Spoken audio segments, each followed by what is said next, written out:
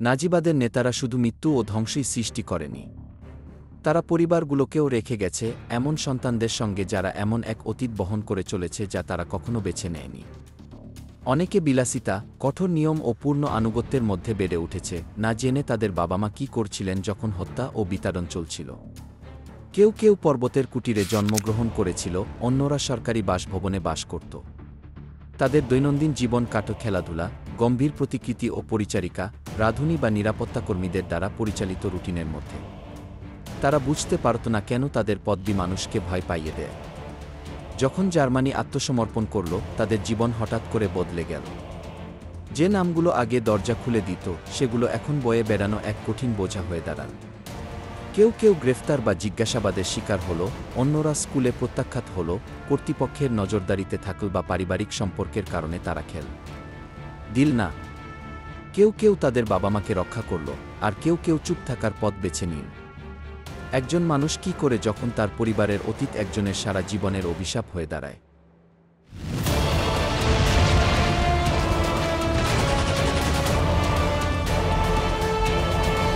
গুডরুন হিমলার মৃত্যু পর্যন্ত নাজিবাদের সাথে আবদ্ধ। গুডরুন হিমলারের জন্ম ৮ আগস্ট ১৯২৯ সালে। তিনি ছিলেন হাইনরিখ হিমলার ও মার্গারেট বোডেনের একমাত্র সন্তান, যিনি একজন প্রোটেস্ট্যান্ট নার্স ছিলেন।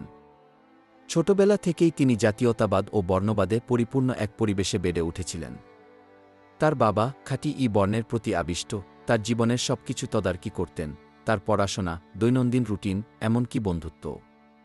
তাকে প্রায়ই আনুষ্ঠানিক সফরে নিয়ে যেতেন, যার মধ্যে ডাচাউ ক্যাম্পে এক সফরও ছিল, যেখানে তিনি এক ছবিতে উচ্চপদস্থ কর্মকর্তাদের ঘিরে দাঁড়িয়ে আছেন। গুডরুন তার বাবাকে খুব ভালোবাসতেন এবং তাকে স্নেহের সাথে কি ভ্রমণকারী বাবা বলে ডাকতেন। তাদের সম্পর্ক ছিল গভীর, তারা প্রতিদিন ফোনে কথা বলতেন এবং তিনি তাকে ফুল ও মিষ্টি পাঠাতেন। যখন হিমলারকে স্বরাষ্ট্রমন্ত্রী নিযুক্ত করা হয়, সে তার ডায়েরিতে গর্বিত হয়ে লিখেছিল, পাপিটো, রাইখের মন্ত্রী, আমি আনন্দে আত্মহারা। ১২ বছর বয়সেই সে যুদ্ধকে ব্যক্তিগত কিছু হিসাবে দেখতে শুরু করে।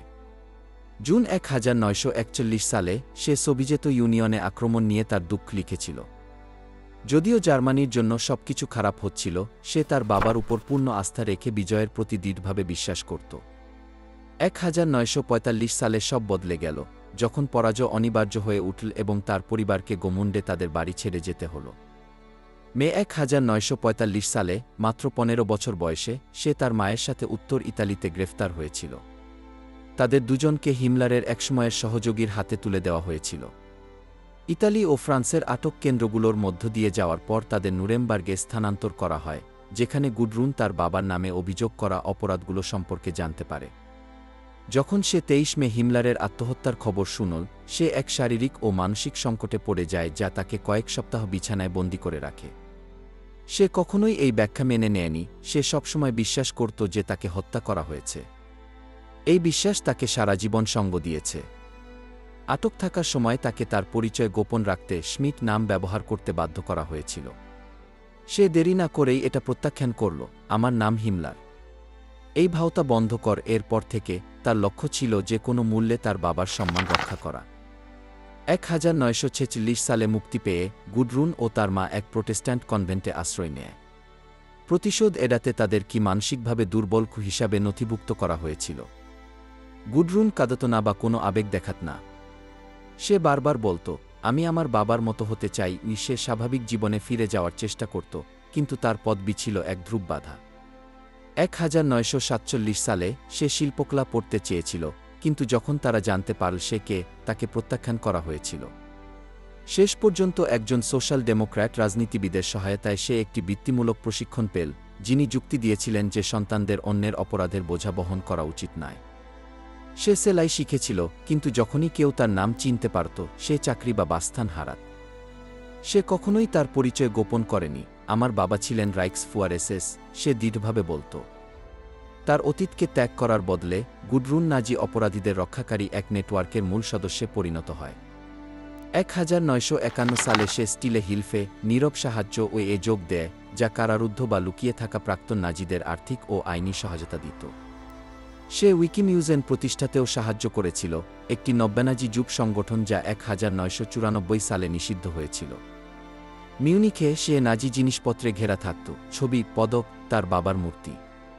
সে 1955 সালে লন্ডনে গিয়েছিল রিবেন্ট্রপের ছেলের সাথে এক অনুষ্ঠানে অংশ নিতে, যিনি আরেক নাজি নেতা ছিলেন। বছরের পর বছর ধরে সে অপরাধী আন্তন ম্যালোথকে দেখতে যেত এবং আইকম্যান ও বার্বির মতো চাওয়া নাজিদের সাহায্য করত। সে নব্যানাজি ক্লাস ফেবারকেও তার প্রত্যর্পণ রোধ করার অপারেশনে সমর্থন দিয়েছিল। সে নাজি সমর্থক উলফডিটার বুরভিটসকে বিয়ে করেছিল এবং তার সন্তান ছিল। তারা মিউনিখের কাছে বাস করত। তার এক ছেলে সরকারি অভিযুক্ত হয়েছিল। সামাজিক প্রত্যাখ্যান সত্ত্বেও গুডরুন কখনোই তার বাবার আদর্শ থেকে দূরে যায়নি।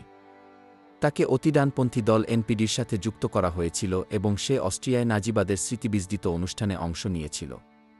সে 1959 সালে মাত্র একবার সংবাদ মাধ্যমের সাথে কথা বলেছিল। সে সবসময় মিডিয়া এড়িয়ে চলত।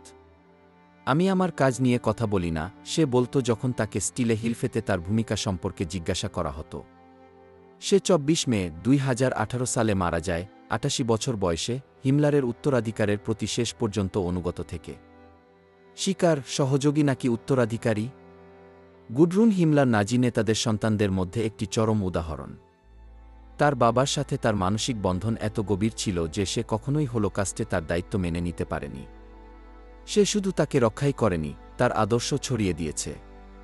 কিছু বংশধর, যেমন কাটরিন হিমলার, তাদের পরিবার সম্পর্কে সমালোচনামূলক দৃষ্টিকোণ থেকে লিখেছেন, কিন্তু গুডরুন তার শেষ দিন পর্যন্ত নাজিবাদকে রক্ষা করতে পছন্দ করেছিল।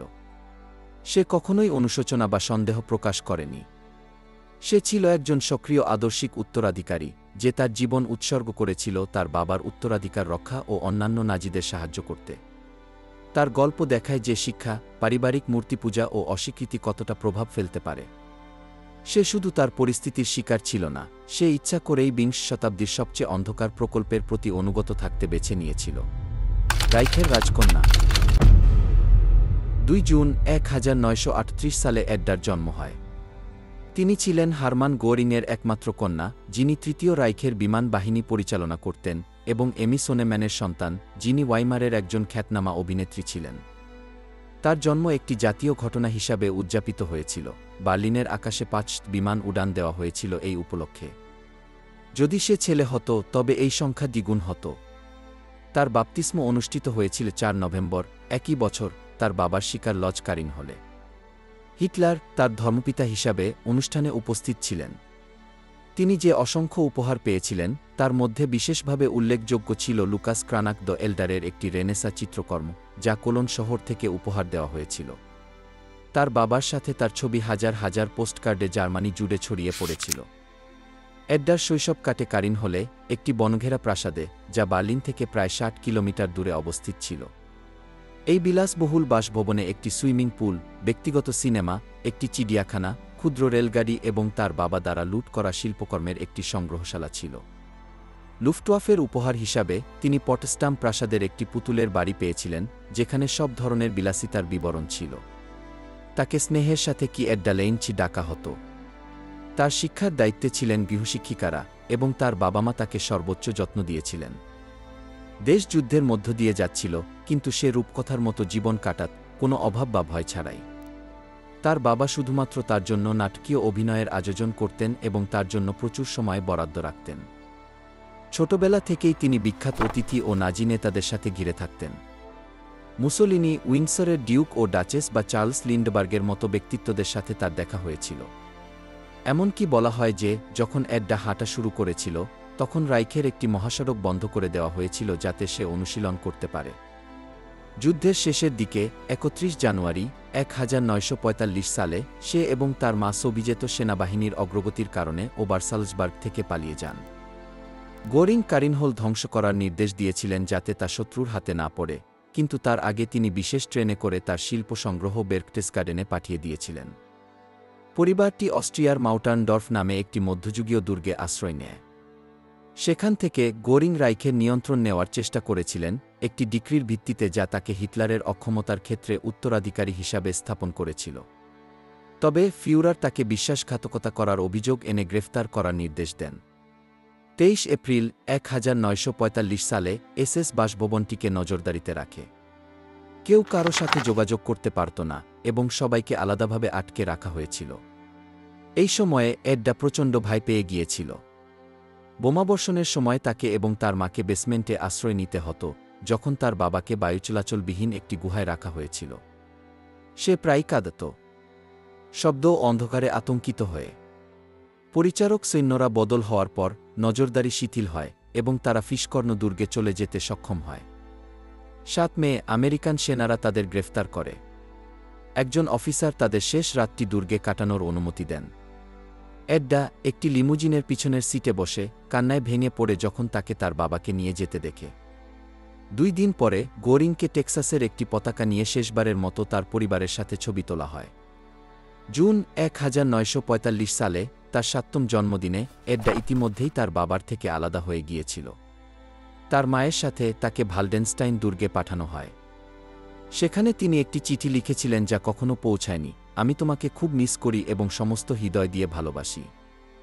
আমি প্রতি রাতে আমাদের জন্য প্রার্থনা করি। তোমার এডডার থেকে 1 মিলিয়ন চুম্বন গে।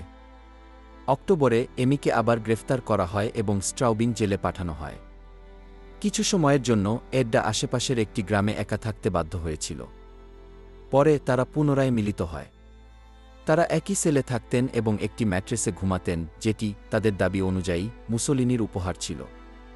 1945 সালের ক্রিসমাসে একজন বন্দী সেন্ট নিকোলাসের ছদ্মবেশে তাকে চকলেট দিয়ে খুশি করার চেষ্টা করেছিলেন। ফেব্রুয়ারি 1946 সালে তারা উভয়েই মুক্তি পায়, কিন্তু কোনো অর্থ বা বাসস্থান ছাড়াই।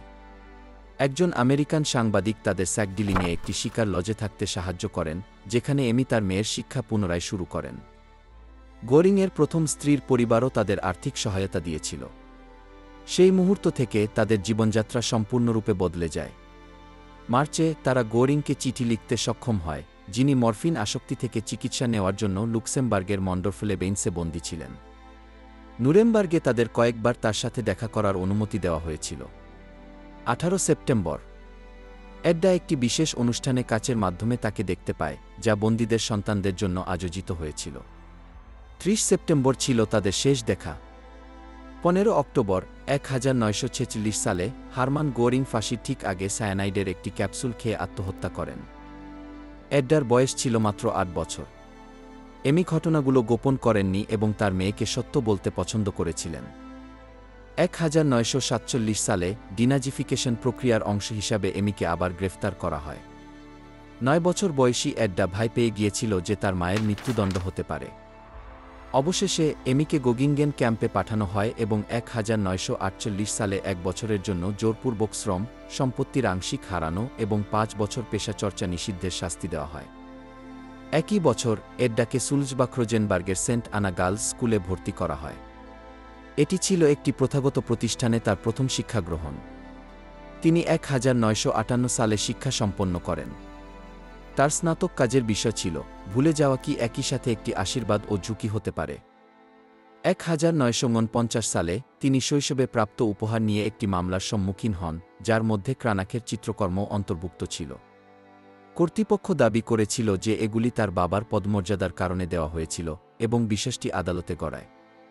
তিনি আইন পড়ার চেষ্টা করেছিলেন কিন্তু স্নাতক শেষ করেননি।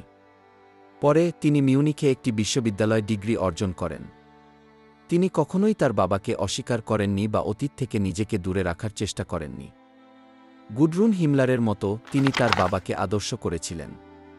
তিনি মনে করতেন যে ইহুদি নিধনের জন্য তিনি সরাসরি দায়ী ছিলেন না, যদিও তিনি 1941 সালে একটি আদেশে স্বাক্ষর করেছিলেন যা হেইড্রিককে কি চূড়ান্ত সমাধান বাস্তবায়নের অনুমতি দিয়েছিল। 1973 সালে এমির মৃত্যুর পর এডডা মিউনিখে একা থাকতেন। তিনি একটি অ্যাপার্টমেন্টে থাকতেন যা তার বাবা ও তৃতীয় রাইখের সাথে সম্পর্কিত স্মৃতিচিহ্ন, ছবি ও জিনিসপত্রে সজ্জিত ছিল। তিনি উইনিফ্রেড ওয়াগনারের মতো অতিডানপন্থী গোষ্ঠীর আয়োজনে অংশ নিতেন এবং জাতীয় সমাজবাদের সমর্থকদের সাথে যোগাযোগ রাখতেন। তিনি সাক্ষাৎকার দিতে অস্বীকার করতেন, কিন্তু একটি টেলিফোন কথোপকথনে তিনি বলেছিলেন, আমি আমার বাবাকে খুব ভালোবাসি, আপনি এটি লিখতে পারেন কি? তার পরিবারের কিছু সদস্য সম্পূর্ণ ভিন্ন পথ বেছে নিয়েছিলেন। বেটিনা গোরিং, হারমানের ভাইপোর মেয়ে, এই পদবি চালিয়ে না যাওয়ার জন্য নিজেকে বন্ধা করার সিদ্ধান্ত নেন। তার ভাইও একই কাজ করেছিলেন। আরেক আত্মীয় মাথিয়াস গোরিং ইহুদি ধর্মে দীক্ষিত হয়েছিলেন এবং ইসরায়েলে চলে গিয়েছিলেন। 2015 সালে 76 বছর বয়সে এড্ডা বাভারিয়ান পার্লামেন্টের বিরুদ্ধে একটি মামলা দায়ের করেন যুদ্ধের পর তার বাবার বাজেয়াপ্ত সম্পত্তি ফেরত চেয়ে। আবেদনটি তৎক্ষণাৎ প্রত্যাখ্যান করা হয়। উলফ রুডিগার হেস, শেষ বন্দির রক্ষক। 1941 সালের মে মাসের একদিনে রুডলফ হেস তার 3 বছর বয়সী ছোট ছেলের সাথে কিছুক্ষণ খেললেন। বিদায় নেওয়ার সময় তিনি ব্যক্তিগত চিঠি এবং তার উইল শিশুর খেলনার মধ্যে লুকিয়ে রেখেছিলেন এবং তার একটি ছবি তার পকেটে রেখেছিলেন। বিমানচালকের পোশাকে সজ্জিত হয়ে তিনি একটি ঝুঁকিপূর্ণ মিশনের জন্য প্রস্তুতি নিচ্ছিলেন যা চিরতরে তার ভাগ্য নির্ধারণ করে দেবে। সেই একই 10 মে তিনি অগসবার্গ থেকে একটি মেসারস্মিথ BF-110 বিমান নিয়ে উড্ডয়ন করেন, যা 1026 কিলোমিটারের বেশি দূরত্ব অতিক্রম করার জন্য পরিবর্তিত হয়েছিল। তার উদ্দেশ্য ছিল সরাসরি ব্রিটিশদের কাছে একটি শান্তি চুক্তি প্রস্তাব করা। তিনি ইঙ্গলশ্যামের উপকণ্ঠে প্যারাসুটে অবতরণ করেন, স্থানীয় কর্তৃপক্ষের হাতে বন্দী হন এবং হেফাজতে নেওয়া হন। হিটলারের প্রতিক্রিয়া ছিল তাৎক্ষণিক। তিনি তাকে বিশ্বাসঘাতক বলেছিলেন এবং তার মানসিক স্বাস্থ্য নিয়ে প্রশ্ন তোলেন। রুডলফ হেস 1894 সালে আলেকজান্দ্রিয়ায় একটি সচ্ছল পরিবারে জন্মগ্রহণ করেছিলেন। প্রথম বিশ্বযুদ্ধে পাইলট হিসেবে লড়াই করার পর তিনি অল্প বয়সেই হিটলারের দলে যোগ দেন এবং তার ঘনিষ্ঠতম অনুসারীদের একজন ছিলেন। বহু বছর ধরে অপ্রত্যাশিতভাবে যুক্তরাজ্যে উড়ে যাওয়ার আগ পর্যন্ত তাকে নেতার স্বাভাবিক উত্তরসূরি হিসেবে বিবেচনা করা হতো। 1927 সাল থেকে হেস ইলসে প্রহলের সাথে বিবাহবন্ধনে আবদ্ধ ছিলেন। গর্ভধারণের বেশ কয়েকবার ব্যর্থ চেষ্টার পর, যার মধ্যে অপ্রচলিত চিকিৎসা পদ্ধতিও অন্তর্ভুক্ত ছিল, তাদের একমাত্র পুত্র উলফ রুডিগার 1937 সালে জন্মগ্রহণ করেন। হিটলারকে ধর্মপিতা করে একটি অখ্রিস্টান অনুষ্ঠানে তার নামকরণ করা হয় এবং তিনি জার্মানি থেকে উপহার পেয়েছিলেন। মিত্রশক্তির সাথে আলোচনার ব্যর্থ চেষ্টার পর হেস পরিবার ক্ষমতার বৃত্ত থেকে দূরে চলে যায়। ইলসে ছেলেকে নিয়ে ব্যাড ওবারডর্ফে চলে যান, যখন রুডলফের ব্যক্তিত্ব সরকারি অনুষ্ঠান এবং জনসাধারণের প্রতিকৃতি থেকে সম্পূর্ণরূপে মুছে ফেলা হয়। প্রান্তিকীকরণ সত্ত্বেও রুডলফ প্রথমে যুক্তরাজ্য থেকে এবং পরে নুরেমবার্গ এবং স্প্যান্ডাউ কারাগার থেকে চিঠির মাধ্যমে তার স্ত্রী এবং ছেলের সাথে যোগাযোগ রাখতেন। নুরেমবার্গ বিচারে তাকে ষড়যন্ত্র এবং শান্তির বিরুদ্ধে অপরাধের অভিযোগে যাবজ্জীবন কারাদণ্ড দেওয়া হয়। 1947 থেকে 1987 পর্যন্ত তিনি মিত্রশক্তির কঠোর নজরদারিতে স্প্যান্ডাউতে বন্দী জীবনযাপন করেন। তার ছেলে এক্স 2 বার তার সাথে দেখা করতে পেরেছিলেন। কয়েক দশক ধরে সাক্ষাৎগুলি শীতল এবং নিয়ন্ত্রিত ছিল, শারীরিক স্নেহ নিষিদ্ধ ছিল। 1982 সালে তিনি প্রথমবারের মতো তাকে আলিঙ্গন করতে পেরেছিলেন। উলফ রুডিগার একজন সিভিল ইঞ্জিনিয়ার হিসেবে প্রশিক্ষণ নেন এবং 60-এর দশক থেকে তার পিতার নাম পরিষ্কার করার জন্য একটি জনপ্রচারণা শুরু করেন, যাকে তিনি একজন ভুল বোঝাবুঝির শিকার শান্তিবাদী হিসেবে দেখতেন। তিনি সামরিক বাহিনীতে যোগ দিতে অস্বীকার করেন এবং নাৎসি শাসনের অধীনে তার পিতার ভূমিকা সম্পর্কে সরকারি ভাষ্যগুলির কঠোর সমালোচনা করেন। তিনি সর্বদা বলেছিলেন যে এই দণ্ড রাজনৈতিক স্বার্থের ফল। তার জীবদ্দশায় তিনি 3টি বই লিখেছিলেন যেখানে তিনি রুডলফ হেসের অন্য একটি চিত্র দেখানোর চেষ্টা করেছিলেন। এছাড়াও তিনি তার মৃত্যুর পরিস্থিতি তদন্তের জন্য নিবেদিত একটি সমিতির নেতৃত্ব দিয়েছিলেন। 1987-তে যখন রুডলফ মারা যান, কর্তৃপক্ষ উপসংহারে পৌঁছেছিল যে এটি আত্মহত্যা ছিল। তবে তার ছেলে সেই সংস্করণটি মেনে নেয়নি। তিনি মিউনিখে একটি নতুন ময়নাতদন্তের অনুরোধ করেছিলেন, যার ফলাফল সম্ভাব্য শ্বাসরোধের লক্ষণ দেখিয়েছিল। 2001 সালে তার মৃত্যু পর্যন্ত উলফ রুডিগার জোর দিয়ে বলেছিলেন যে যুক্তরাজ্যের গোয়েন্দা সংস্থাগুলি তার মুক্তি রোধ করার জন্য তার পিতাকে হত্যা করেছিল। তিনি কখনই সেই অনুমান ত্যাগ করেননি, যা তিনি সাক্ষাৎকারে, বইয়ে এবং সম্মেলনে উল্লেখ করেছিলেন। 2011 সালে তার বংশধরদের সিদ্ধান্তে রুডলফ হেসের দেহাবশেষ কবর থেকে তুলে এনে দাহ করা হয়। এর উদ্দেশ্য ছিল তার কবরকে নব্যনাৎসি গোষ্ঠীগুলির তীর্থস্থানে পরিণত হওয়া থেকে বাঁচানো। এই ব্যবস্থা সত্ত্বেও প্রতি বছর হাজার হাজার মানুষ তার স্মরণে একত্রিত হতে থাকে। উলফ রুডিগার হেসের জীবন তার পিতার ব্যক্তিত্ব দ্বারা গভীরভাবে প্রভাবিত ছিল। তিনি তার পিতার নির্দোষতায় বিশ্বাস করে বড় হয়েছেন এবং সেই একই ধারণা নিয়ে তার সন্তানদের লালন পালন করেছেন। তাদের মধ্যে একজন, উলফ আন্দ্রেয়াস হেস, তার দাদার স্মৃতিকে সম্মান জানানোর জন্য একটি ওয়েবসাইট তৈরি করেছিলেন এবং 2002 সালে হোলোকাস্ট সম্পর্কে অস্বীকারমূলক বক্তব্যের জন্য তাকে শাস্তি দেওয়া হয়েছিল। উলফ রুডিগারের গল্পটি অনন্য ছিল না। তৃতীয় রাইখের নেতাদের বেশ কয়েকজন বংশধরের মতো তিনি পারিবারিক উত্তরাধিকার, তার বংশের প্রতি আনুগত্য এবং অতীতের একটি দৃষ্টিভঙ্গির মধ্যে আটকা পড়েছিলেন যা ঐতিহাসিক ঐকমত্যের সাথে সাংঘর্ষিক ছিল। তিনি তার জীবন ঘটনাগুলির একটি বিকল্প সংস্করণ রক্ষা করে কাটিয়েছেন, কখনই প্রভাবশালী ভাষ্য পরিবর্তন করতে সক্ষম হননি। রক্তের বিরুদ্ধে নিকলাস ফ্রাঙ্কের বিদ্রোহ।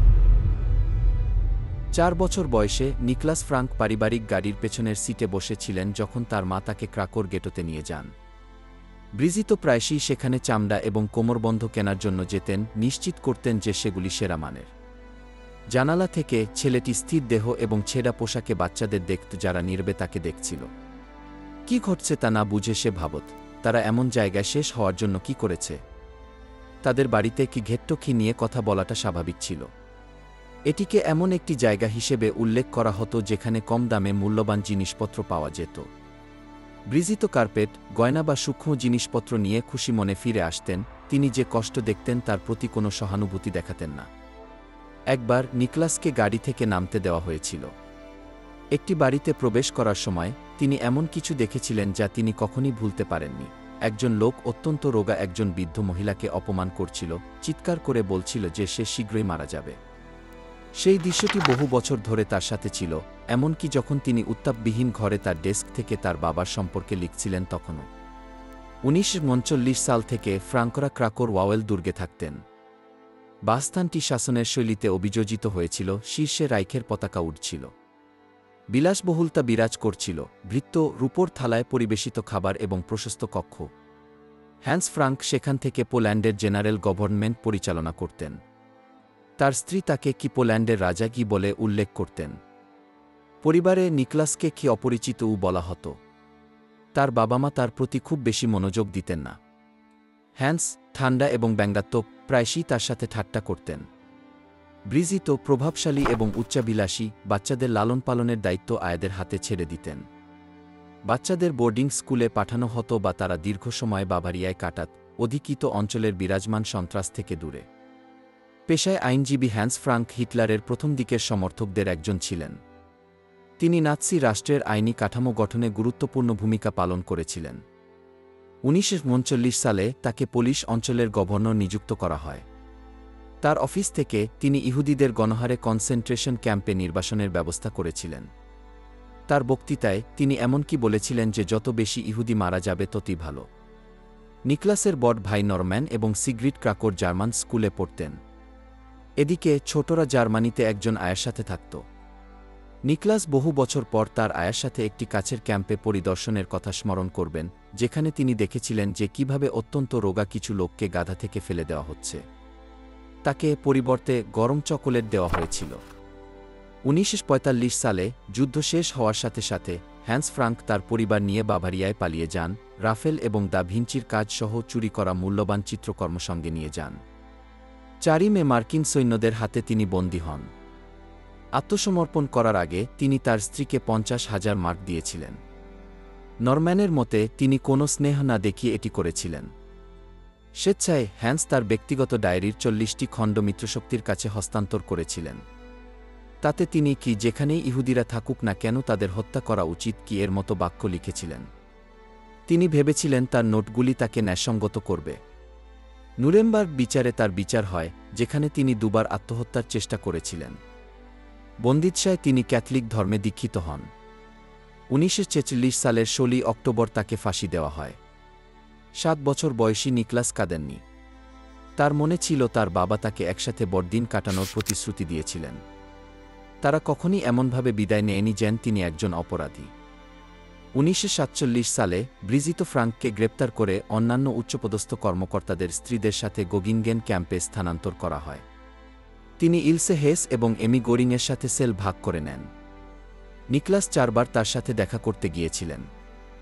মুক্তি পাওয়ার পর ব্রিজিতো বলেছিলেন যে সেই সময়টা কি একটি চমৎকার ছুটির মতো ছিল। এরপর পরিবার কঠিন সময়ের মধ্য দিয়ে গেছে। তারা সামান্য সম্পদ নিয়ে জীবনযাপন করত। নিকলাসকে ফোহর দ্বীপে একটি স্কুলে ভর্তি করা হয়েছিল, যেখানে তিনি কিছুটা শান্তি খুঁজে পেয়েছিলেন।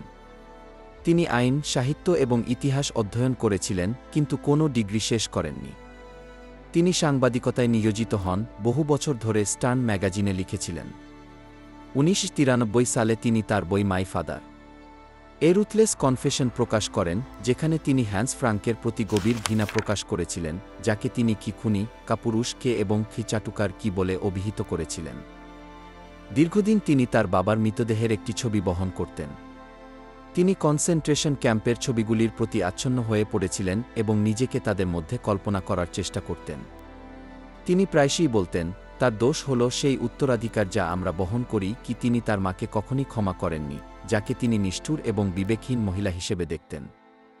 1959 সালে হাসপাতালে পরিদর্শনের সময় তিনি তাকে ঘুমের ওষুধ দিয়ে হত্যার চেষ্টা করেছিলেন।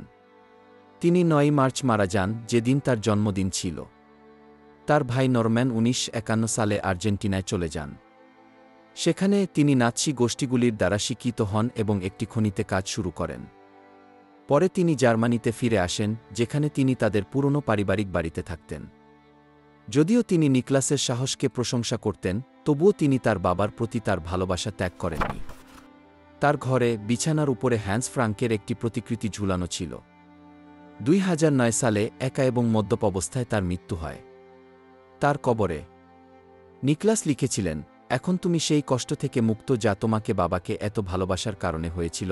অন্য ভাইবোনেরা তাদের পিতার দ্বারা সংঘটিত নৃশংসতাগুলি কখনই স্বীকার করেনি। সিগ্রিড দক্ষিণ আফ্রিকায় চলে যান, বর্ণবাদকে সমর্থন করেছিলেন এবং হোলোকাস্ট অস্বীকার করেছিলেন। ক্যান্সারে আক্রান্ত ব্রিজিত 1981 সালে আত্মহত্যা করেছিলেন। অন্য ছেলে মাইকেল 1990 সালে অতিরিক্ত ওজনের কারণে মারা যান। হ্যান্স ফ্রাঙ্কের একমাত্র জীবিত পুত্র নিকলাস তার বাবার ইতিহাসকার হয়ে ওঠেন। তিনি প্রকাশ্যে অন্যান্য নাৎসিদের বংশধরদের নিন্দা করেন, যারা তাদের পিতাদের ন্যায্যতা প্রমাণ করার চেষ্টা করে। মার্টিন বোরম্যান জুনিয়রের সম্পর্কে তিনি লিখেছিলেন, একজন স্নেহময় বাবার চিত্রের আড়ালে কারো দোষ ধোয়ার চেষ্টা করাটা জঘন্য। তিনি বর্তমানে হামবুর্গের উত্তরে তার স্ত্রীর সাথে থাকেন। তিনি স্কুলে বক্তৃতা দেন। তিনি বিশ্বাস করেন যে জার্মানির অনেক লোক এখনও নাৎসি শাসনের প্রতি সহানুভূতি বোধ করে।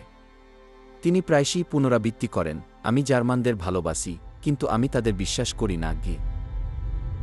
মার্টিন অ্যাডলফ বোরমান, রাইখ থেকে যাজক পদ। 1971 সালের 25 এপ্রিল একটি সাদা ওপেল একটি আমেরিকান সামরিক ট্রাকের সাথে মুখোমুখি সংঘর্ষে লিপ্ত হয়। চালক দুমড়ানো মোচড়ানো লোহার মাঝে গুরুতরভাবে আহত অবস্থায় আটকে পড়েন। একজন মেকানিক যিনি কয়েক দশক আগে হিমলারের জন্য কাজ করেছিলেন, আহত ব্যক্তিকে চিনতে পারেন। তিনি ছিলেন হিটলারের সচিব, শক্তিশালী মার্টিন বোরমানের ছেলে। তার পরনে ছিল একটি সুতানা। যে ছেলেটিকে তিনি চামড়ার শর্টস পরা অবস্থায় মনে রেখেছিলেন, সে এখন একজন যাজক। মার্টিন অ্যাডলফ বোরমান 1930 সালের 14 এপ্রিল জন্মগ্রহণ করেন। তিনি ছিলেন মার্টিন বোরমান এবং গার্দা বুখের প্রথম সন্তান এবং স্বয়ং হিটলারের প্রথম ধর্মপুত্র। তিনি নাৎসি জার্মানির জন্য একচেটিয়া এলাকা ওবারসালজবার্গে বড় হয়েছিলেন। তার বাবা, শাসনের অন্যতম প্রভাবশালী ব্যক্তি, ফুয়েরের ঘনিষ্ঠ বিত্ত পরিচালনা করতেন, তার ব্যক্তিগত অর্থনীতি নিয়ন্ত্রণ করতেন এবং তার উইলের নির্বাহক ছিলেন। 1941 সালে রুডলফ হেজ যুক্তরাজ্যে পালিয়ে গেলে তার রাজনৈতিক উত্থান সুসংহত হয় এবং তিনি নাৎসি পার্টির সাধারণ সম্পাদক হন। তার শৈশব একটি বদ্ধ এবং নিয়ন্ত্রিত পরিবেশে অতিবাহিত হয়েছিল, যা নাৎসিবাদের অন্যান্য ব্যক্তিত্বের সন্তানদের দ্বারা বেষ্টিত ছিল। তিনি সরকারি সফরে মুসোলিনি এবং চেম্বারলেইনকে দেখেছিলেন বলে স্মরণ করেন। তার বাবার নির্দেশে ওবারসালজবার্গ ক্রমাগত সংস্কার করা হতো। বাড়িতে তার বাবা-মা খ্রিস্ট ধর্মকে প্রত্যাখ্যান করতেন। প্রাথমিক বিদ্যালয়ে তাকে ধর্মীয় ক্লাস থেকে বাদ দেওয়া হয়েছিল। তার মা রাইখকে শক্তিশালী করার উপায় হিসেবে বহুবিবাহের সমর্থন করতেন। তার 9 ভাই এবং 1 বোন ছিল, যে জন্মের কিছুক্ষণ পরেই মারা যায়। 10 বছর বয়সে তার বাবা তাকে শাস্তি হিসেবে ফেলডাফিংয়ের রাইখ স্কুলে পাঠানোর সিদ্ধান্ত নেন, যেখানে বোরমানের ছেলে হওয়ার কারণেই কেবল তাকে ভর্তি করা হয়েছিল। সেখানে তিনি সামরিক প্রশিক্ষণ লাভ করেন। অভিযোজন কঠিন ছিল, কিন্তু তিনি অভ্যস্ত হতে পেরেছিলেন। তার বাবা-মা থেকে বিচ্ছিন্ন, তিনি কেবল ছুটিতে তাদের সাথে দেখা করতেন। তার বাবার সাথে তার সম্পর্ক ছিল দূরবর্তী এবং কর্তৃত্বপূর্ণ। তিনি 1943 সালে তার সাথে দেখা করেছিলেন এবং যখন তাকে জিজ্ঞাসা করা হয়েছিল নাৎসিবাদ কি, তখন তিনি দৃঢ়ভাবে উত্তর দিয়েছিলেন, এটি ফুয়েরের ইচ্ছা পূরণ করা। 1945 সালের এপ্রিলে স্কুল বন্ধ করে দেওয়া হয় এবং শিক্ষার্থীদের ছত্রভঙ্গ করে দেওয়া হয়। 1 মে তিনি রেডিওতে হিটলারের মৃত্যুর খবর শোনেন। পরবর্তী নীরবতা তাকে গভীরভাবে প্রভাবিত করে। তিনি হিটলার যুবকের ইউনিফর্ম পরে বোর্ডিং স্কুল ত্যাগ করেন। তার বাবার এক প্রাক্তন সহকারী তাকে সেই পোশাক পুড়িয়ে ফেলতে, পরিচয় পরিবর্তন করতে এবং অদৃশ্য হয়ে যেতে পরামর্শ দেন। তিনি বার্গম্যান ছদ্মনাম গ্রহণ করেন। তিনি হিন্টারথালের একটি খামারে আশ্রয় নেন, নিজেকে পরিবারবিহীন ছেলে হিসেবে পরিচয় দেন। একটি ধার্মিক পরিবার তাকে আশ্রয় দেয়। সেখানেই তিনি প্রথমবারের মতো সত্যিকারের বিশ্বাসের সংস্পর্শে আসেন। তিনি ক্যাটেকিসিসে অংশ নেন এবং সাউসবার্জের ন্যাচরেক্টন পরে শাসনের নৃশংসতা এবং কনসেন্ট্রেশন ক্যাম্পের ছবিগুলি আবিষ্কার করেন। তিনি বুঝতে পারেন তার বাবা আসলে কে ছিলেন। 1947 সালে তিনি গ্রামের যাজককে তার আসল পরিচয় জানান, যিনি নিঃশর্তভাবে তাকে সমর্থন করেছিলেন। এরপর থেকে তার জীবনের গতিপথ পরিবর্তিত হয়। 1947 সালের 4 মে তিনি ক্যাথলিক হিসেবে বাপ্তিস্ম গ্রহণ করেন। পরে তিনি ধর্মতত্ত্ব অধ্যয়ন করেন এবং 1958 সালে যাজক পদে অভিষিক্ত হন। তিনি তার জীবন ধর্মীয় শিক্ষাদানে উৎসর্গ করেন।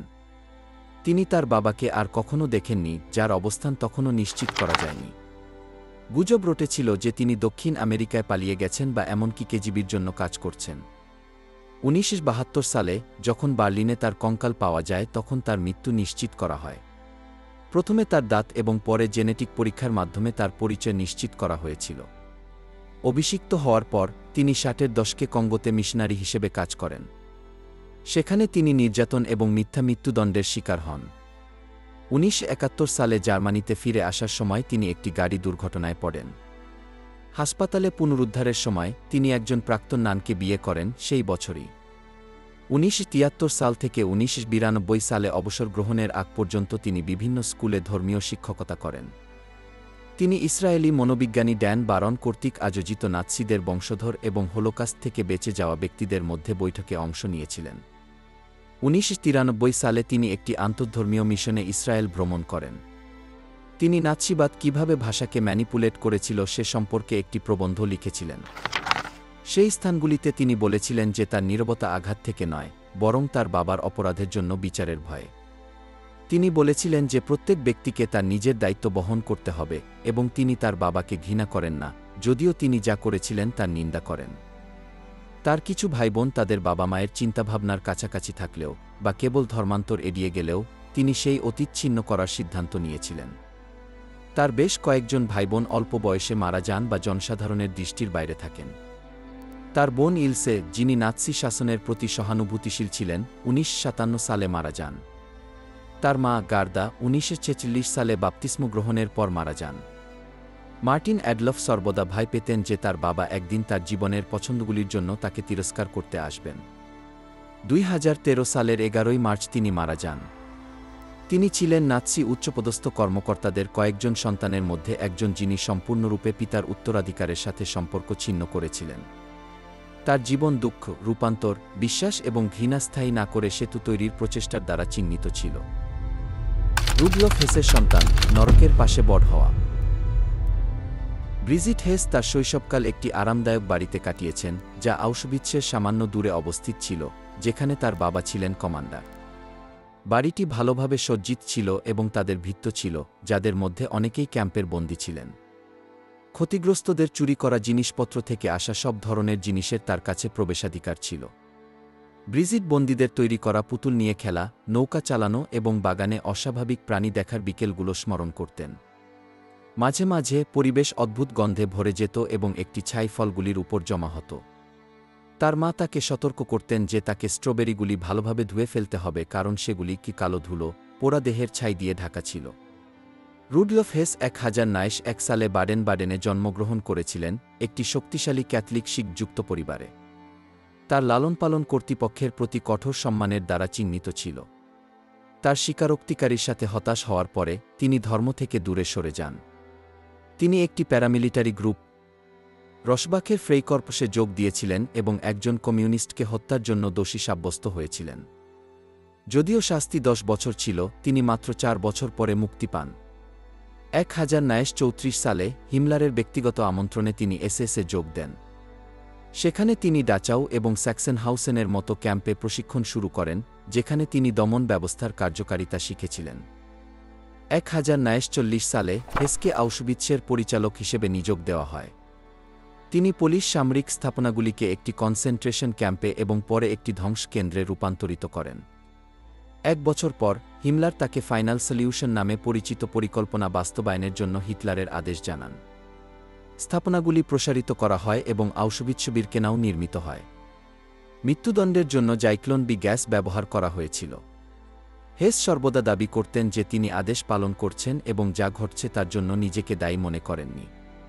তিনি কখনই নাৎসিবাদ ত্যাগ করেননি এবং তার কাজকে এমন একটি আদেশ হিসেবে দেখেছিলেন যা তাকে বিনা প্রশ্নে মেনে চলতে হয়েছিল।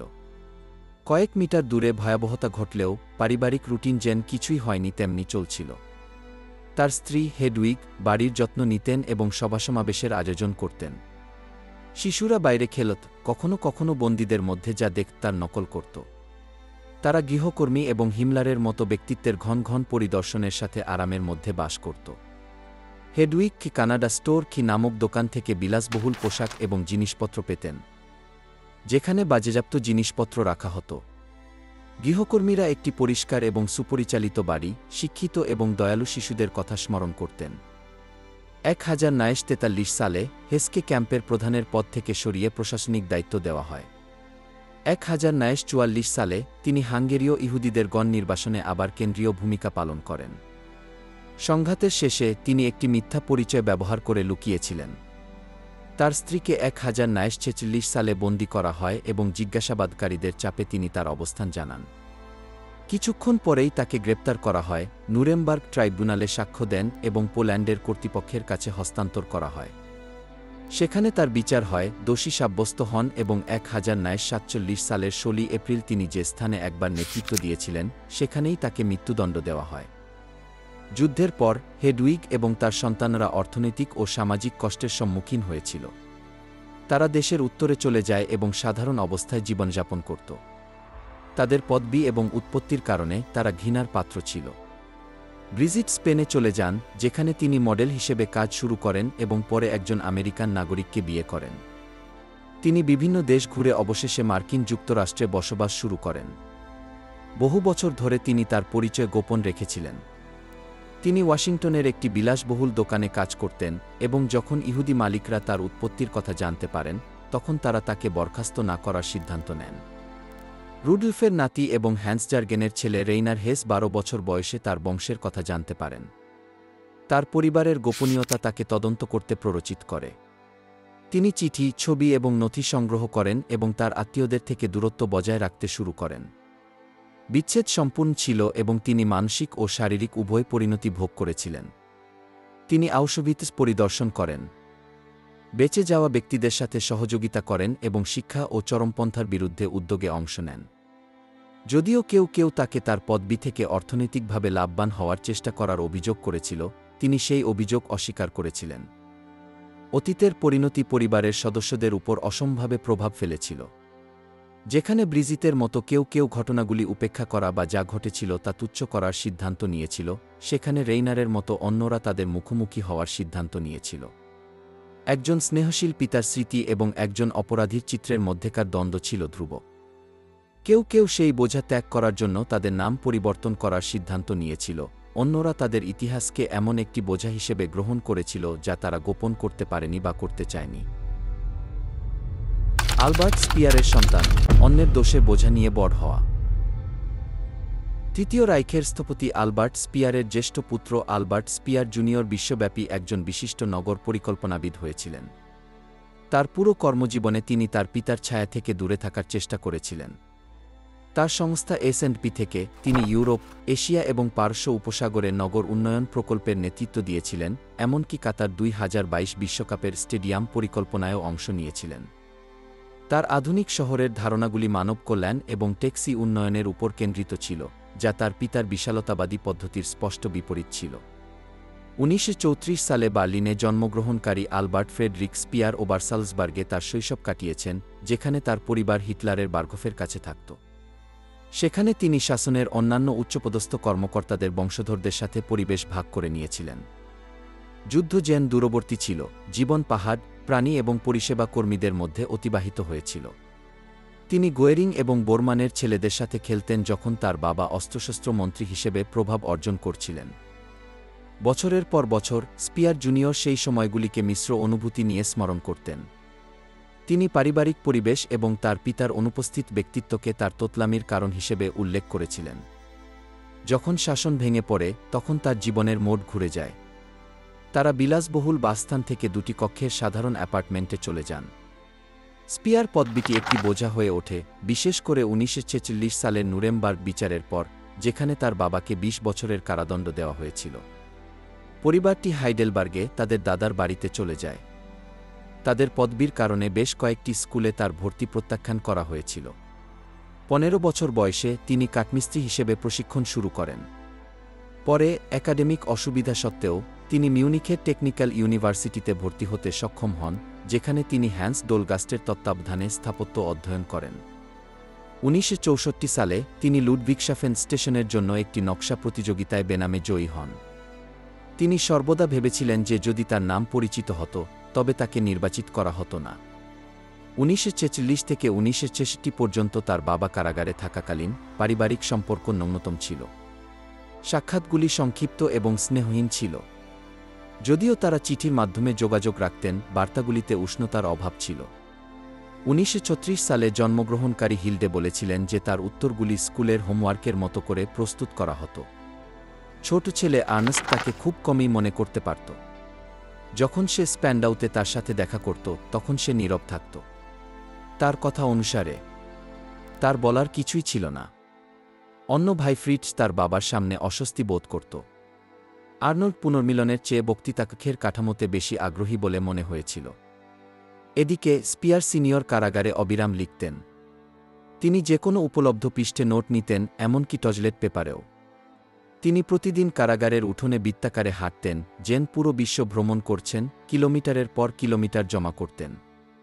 তার সেল থেকে তিনি রুডলফ উল্টার্সের সাথে তার পরিবারের জন্য একটি অর্থনৈতিক সহায়তা নেটওয়ার্ক সমন্বয় করেছিলেন এবং তার সন্তানদের শিক্ষার জন্য সহায়তা প্রতিষ্ঠা করেছিলেন। 1966 সালে মুক্তি পাওয়ার পর তার স্ত্রী তাকে উৎসাহ ছাড়াই গ্রহণ করেছিলেন। তাদের প্রাপ্তবয়স্ক সন্তানদের সাথে পুনর্মিলন দূরবর্তী ছিল। তিনি তাদের অভিজ্ঞতা বা তাদের আবেগ সম্পর্কে আগ্রহ দেখাননি। তার ব্যক্তিগত লেখায় তিনি ভাবছিলেন যে তাকে কি সম্পর্ক পুনরুদ্ধারের চেষ্টা করা উচিত নাকি দূরে থাকাই ভালো। 60 বছর বয়সী অপরিচিত ব্যক্তির সাথে তারা কি করবে, তিনি লিখেছিলেন। যদিও একটি অস্পষ্ট সংযোগ ছিল, আলবার্ট ফ্রেডরিক তার বাবার কেরিয়ারের প্রতি শ্রদ্ধা বোধ করতেন, কিন্তু নৈকট্যের অভাব স্বীকার করেছিলেন। তিনি বলেছিলেন যে তার বাবা তার কর্মজীবনের প্রশংসা করতেন, যদিও তিনি তার দৃষ্টিভঙ্গি বুঝতে পারেননি। তিনি কখনই পদবি ত্যাগ করেননি, তবে নিজের একটি পেশাদার পরিচয় তৈরি করতে চেয়েছিলেন। তিনি নগর পরিকল্পনা এবং টেক্সিতার উপর স্থাপত্যের দিকে ঝুঁকেছিলেন, যা নাৎসি অতীতের সাথে যুক্ত বিশালতাবাদী শৈলী থেকে দূরে সরে গিয়েছিল। 1936 সালে জন্মগ্রহণকারী বোন হিলডে সমাজবিজ্ঞানী, পরিবেশকর্মী এবং সংস্কৃতির মধ্যে সংলাপের প্রচারক হয়েছিলেন। তিনি স্থানীয় রাজনীতিতে অংশ নিয়েছিলেন এবং 2004 সালে মেলানোর জন্য মোজেস মেন্ডেলসন পুরস্কারে ভূষিত হয়েছিলেন। প্রাথমিকভাবে অনুষ্ঠানটি একটি সিনাগ্গে অনুষ্ঠিত হওয়ার কথা ছিল, কিন্তু ইহুদি সম্প্রদায় নাৎসি উচ্চপদস্থ কর্মকর্তার মেজে হওয়ার কারণে সেই ধারণা প্রত্যাখ্যান করেছিল। অবশেষে এটি একটি গির্জায় অনুষ্ঠিত হয়েছিল। হিলডে সহানুভূতি সহকারে সেই সিদ্ধান্ত গ্রহণ করেছিলেন। তিনি শাসনের সময় লুণ্ঠিত শিল্পকর্মের পুনরুদ্ধারের প্রক্রিয়ায়ও জড়িত ছিলেন এবং উত্তরাধিকার সূত্রে প্রাপ্ত চিত্রকর্ম বিক্রির মাধ্যমে প্রাপ্ত অর্থ একটি ইহুদি ফাউন্ডেশনে দান করেছিলেন।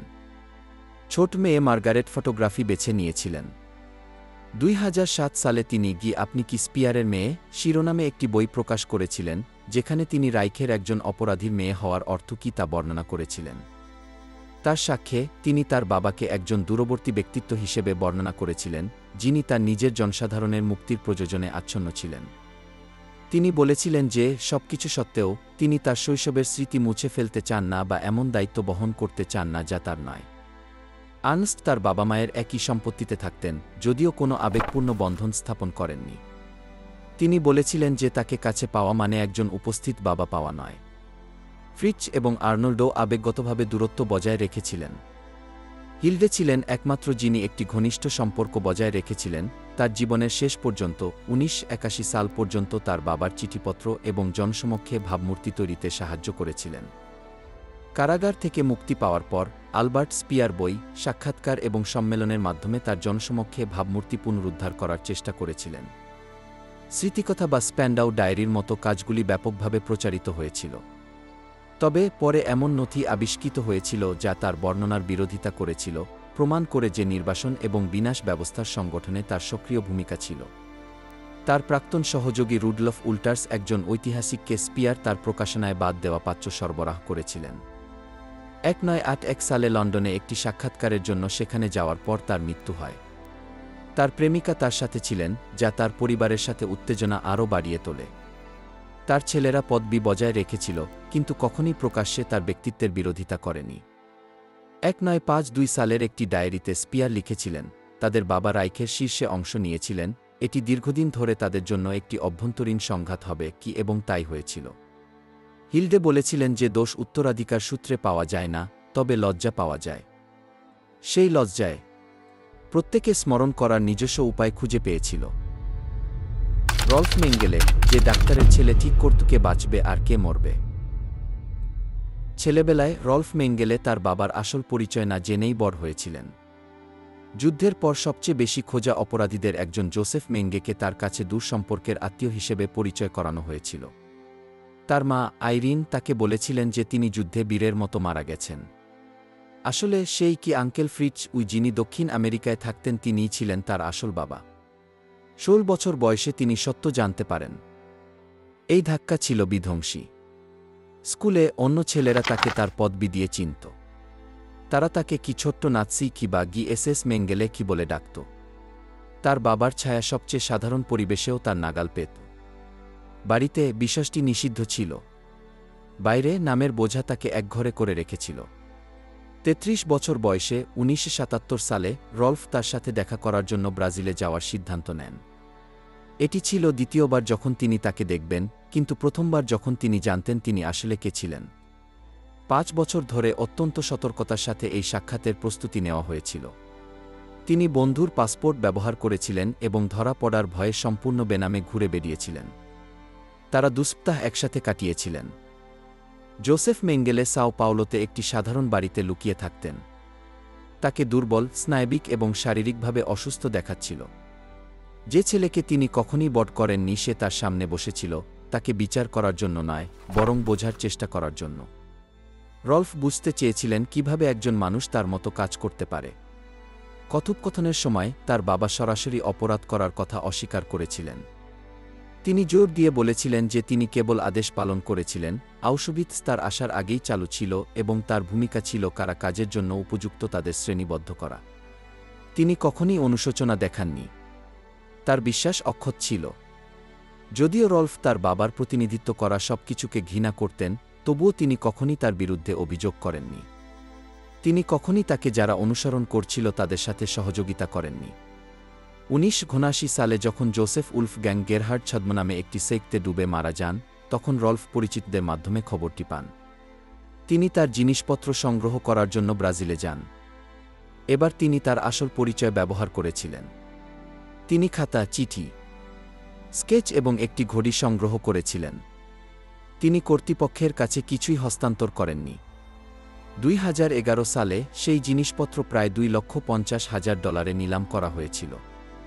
হোলোকাস্টের শিকারদের একজন বংশধর এটি কিনেছিলেন, যিনি মনে করেছিলেন যে অস্বীকারের বিরুদ্ধে লড়াই করার জন্য এটি জনসমক্ষে আনা উচিত। তিনি তাৎক্ষণিকভাবে তার বাবার মৃত্যুর বিষয়টি নিশ্চিত করেননি। তিনি জেনেটিক নমুনা দিতে অস্বীকার করেছিলেন এবং কবর থেকে দেহাবশেষ তোলার সময় অংশ নেননি। জনসমক্ষে বিচারের ভয় তাকে এখনও তাড়া করত। যখন আনুষ্ঠানিকভাবে দেহাবশেষের পরিচয় যাচাই করা হয়, তখন রল্ফ নীরব থাকার সিদ্ধান্ত নেন। তার সিদ্ধান্তের একটি অংশ ছিল যারা তার বাবাকে সমর্থন করেছিল তাদের রক্ষা করা। অন্য অংশটি ছিল পদবি থেকে দূরত্ব বজায় রাখা। 80 দশকে তিনি একটি চূড়ান্ত সিদ্ধান্ত নেন। তিনি মেঙ্গেলে নামটি ত্যাগ করেন এবং তার স্ত্রীর নাম গ্রহণ করেন।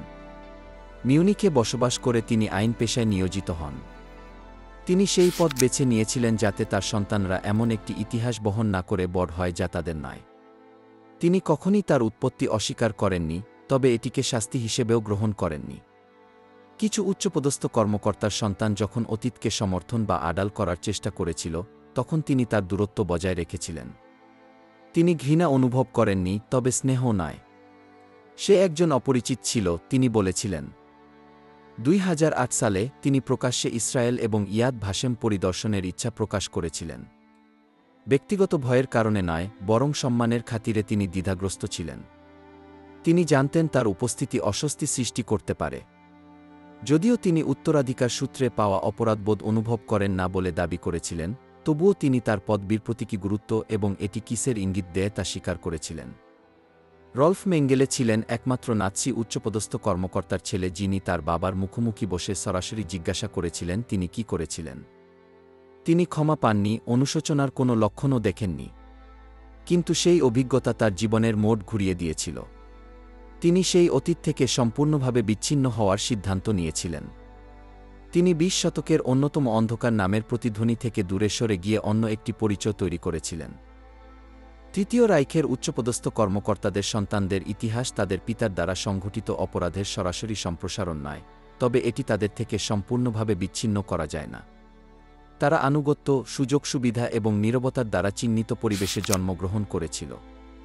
নাৎসি ক্ষমতার প্রতীক, শৃঙ্খলা, আনুগত্য এবং আপাত স্বাভাবিকতার মধ্যে বড় হওয়ার সময় অনেকেই ঘটনার ব্যাপকতা সম্পর্কে অজ্ঞ ছিল।